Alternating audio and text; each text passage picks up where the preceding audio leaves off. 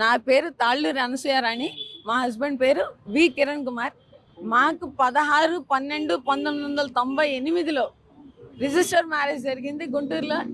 మా పేరెంట్స్కి వ్యతిరేకంగా ఆ రోజుల్లో ఆయన ఎస్సీ, నేను బ్రాహ్మిన్ కులానికి చెందిందని. ఇద్దరం ఎల్ఐసిలో వర్క్ చేసేవాళ్ళం పాలకొల్లు బ్రాంచ్లో. ఆ పాలకొల్లు బ్రాంచ్లో ఉన్నప్పుడు తను నన్ను పెళ్లి చేసుకుంటానని అడిగినప్పుడు నాకు పిల్లలు పుట్టే అవకాశం లేదు కాబట్టి నేను వద్దు పెళ్ళి అని చెప్తే, కాదు నాకు పిల్లలకి అడాప్షన్కి ఇష్టం, నేను అడాప్ట్ చేసుకుంటాను, పిల్లల్ని అడాప్ట్ చేసుకోవచ్చు, ఇద్దరం కలిసి అయినా అడాప్ట్ చేసుకోవచ్చు, అవసరం లేదని చెప్పి చేసుకున్నాడు. ఈవెన్ నా పాలకొల్లు ఎల్ఐసి కొలీగ్స్ అందరికీ ఈ విషయం తెలుసు, అందరూ కూడా చెప్తారు మీకు కావాలంటే. అలా పెళ్లి చేసుకుని వచ్చిన తర్వాత 2002లో మేము పాపని అడాప్ట్ చేసుకున్నాము. పాప ఇప్పుడు యుఎస్ వెళ్ళిపోయింది, మొన్న పెద్దదైంది, మొన్న యుఎస్ వెళ్ళింది. ఒక 10 years బ్యాక్ నాకు మళ్ళీ పిల్లలు కావాల్సిందే. తను అప్పుడు 10 years సుమారు ఎప్పుడంటే సార్ బాబు పుట్టిన 2002 అంటే తను 2012లో బాబు పుట్టాడు. 2002 పాప, 2012 బాబు. అయితే 2009 టైంలో తనకి రిజిస్ట్రేషన్ డిపార్ట్మెంట్లో డిఆర్గా విజయనగరంలో వచ్చింది జాబ్.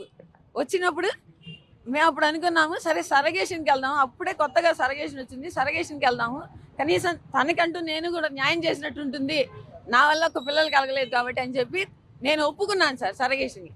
ఒప్పుకుంటే విజయనగరం బ్రాంచ్కి వెళ్ళి అక్కడ పనిచేస్తున్నట్టు పనిచేసి సెలవులకి మేము వెళ్ళంగానే ఒక అమ్మాయి విజయనగరం బ్రాంచ్లో భారతి అనే ఒక అవుట్ సోర్సింగ్ ఎంప్లాయీతో ఆ అమ్మాయి నాకు పిల్లల్ని కనిస్తానంటుంది, నేను పెళ్లి చేసుకుంటాను, ఆ అమ్మాయిని పెళ్లి చేసుకుంటాను, ఆమె పిల్లల్ని కంటుంది, మన ఇద్దరు ఉద్యోగాలు చేసుకుందాం అని అడిగాడు సార్. నేను దానికి ఒప్పుకోలేదు, ఫైట్ చేశాను. చేసిన తర్వాత గుంటూరు వచ్చేసిన తర్వాత అహల్య నర్సింగ్ హోమ్లో డాక్టర్ ఉమాశంకర్ గారు మాకు సరగసి ద్వారా బాబునిచ్చారు. ఆ బాబు పుట్టిన తర్వాత కొన్ని అలవాట్లు మానుకుంటాడు అనుకున్నాను సార్.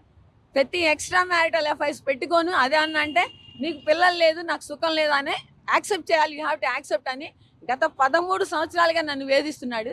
కానీ ఎప్పటికైనా మారతాడు, పిల్లలు ఉన్నారు అనే ఉద్దేశం చూసుకున్నాను. నా పిల్లలిద్దరిని నేను ఉద్యోగం చేసుకుంటూ గుంటూరులోనే నా ప్రమోషన్స్ కూడా వదిలేసుకుని నేను గుంటూరులోనే ఉండి నా పిల్లలిద్దరిని చూసుకుంటూ వచ్చాను. నా పాపని డెవలప్ చేసుకున్నాను.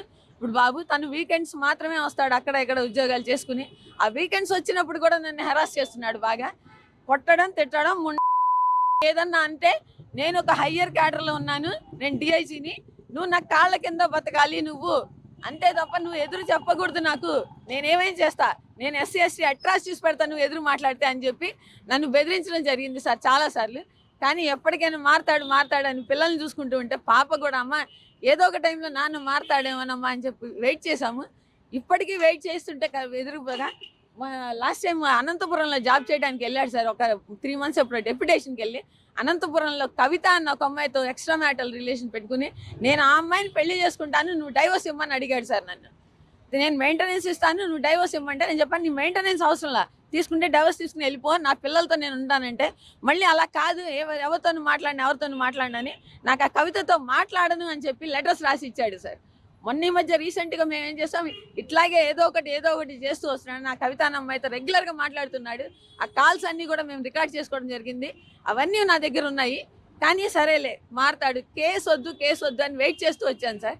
ఒక 10 months బ్యాక్ ఏం చేశాడంటే నెల్లూరులో మాధురి అన్న ఒక అమ్మాయితో ఒక ఎక్స్ట్రా మ్యారిటల్ రిలేషన్ పెట్టుకుని నెల్లూరులో తను ఉంటున్న అపార్ట్మెంట్కి ఆ అమ్మాయిని తీసుకొచ్చి ఆ అమ్మాయితో ఇల్లీగల్గా చేసి ప్లస్ ఆ అమ్మాయిని ఇంటిమేట్గా ఉన్నప్పుడు ఫొటోస్ తీశాడు సార్, ఆ అమ్మాయిని సెల్ఫీలు తీశాడు సార్. ఆ అమ్మాయితో అది మాట్లాడితే నేను అది పట్టుకున్నాను సార్. అది పట్టుకున్నప్పుడు వాళ్ళందరూ కలిసి టూర్ వెళ్తే అప్పుడు ఆ అమ్మాయితో ఫొటోస్ దిగితే ఎవరి అమ్మాయి అని అడిగితే నా ఇష్టం అన్నాడు సార్.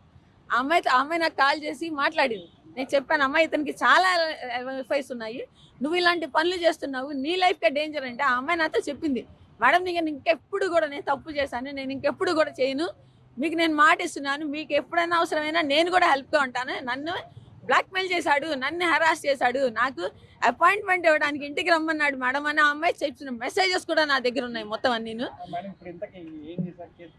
నేను మొన్న 10 months బ్యాక్ తన ఇంట్లోంచి వెళ్ళిపోయాడు సార్.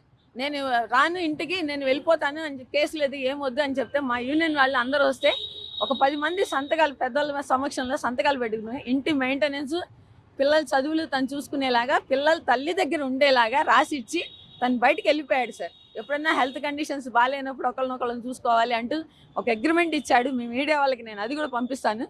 అవన్నీ రాసి ఇచ్చి వెళ్ళిపోయాడు సార్. వెళ్ళిపోయి కూడా మాటికి వస్తాడు, వచ్చి ఇంట్లో నువ్వెలా ఉంటావే, నువ్వు బయటికి పోవే అంటాడు సార్.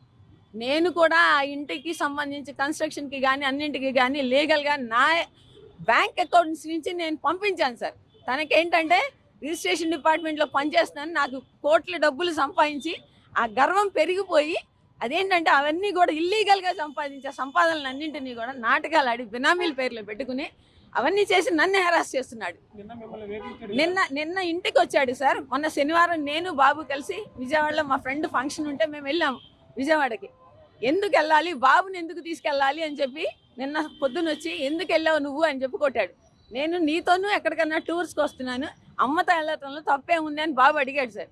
బాబు ఆర్గ్యూ చేశాడని చెప్పి బాబుని ఒక క్రికెట్ స్టంప్స్ ఉంటాయి, ప్లాస్టిక్ స్టంప్స్ పెట్టి కొట్టాడు సార్.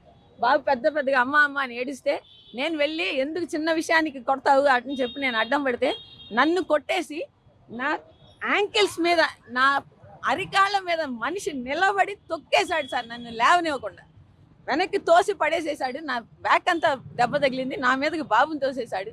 బాబు అడ్డం పడి అమ్మని కొట్టద్దు అని అన్నా కానీ కాళ్ళు రెండింటి మీద నిలబడిపోయి ఇది నా ఇల్లు, నా ఇష్టం, నేను ఏమైనా చేస్తా, మీరు ఉంటారా బయటికి పోతారా, అవసరమైతే నేను మర్డర్ చేసి జైలుకి వెళ్ళిపోతాను, నేను దరిద్రం వదిలిపోతుంది అన్నాడు సార్. నిన్న ఆ వాయిస్ రికార్డ్స్ అంతా నేను వాయిస్ రికార్డ్ చేశాను స్టేషన్కి. నిన్న ఇది వచ్చిన తర్వాత కేసుకి మేము కేసు ఫైల్ చేశాను సార్. నేను నిన్న రమేష్ హాస్పిటల్స్లో జాయిన్ అయ్యాను, దానికి కేసు ఫైల్ చేశాను. ఫైల్ చేసి ఇంటికి వెళ్ళిపోయాను. నేను ఏం మాట్లాడలేదు. నేను ఇప్పుడు మా పేరెంట్స్ వచ్చారు చాలా సంవత్సరాల తర్వాత, నన్ను చూసి నా బాధలు చూస్తున్నారు గత 3-4 సంవత్సరాలుగా. వచ్చేయమ్మా ఇంటికి బందర్ ట్రాన్స్ఫర్ పెట్టుకుని వచ్చాయంటే మళ్ళీ బాబుని దూరం చేయడం ఇష్టం లేదు, తండ్రికి పిల్లల్ని దూరం చేయకూడదని నేను అట్లాగే ఉండిపోయాను సార్. పిల్లలు కూడా మనం ఎక్కడికి వెళ్ళదు, మనం తప్పు చేయలేదు, మనం ఈ ఇంట్లోనే ఉందామని చెప్పి వాళ్ళు అంతే అన్నారు. మేము అట్లాగే ఉన్నాం సార్ అదే ఇంట్లో.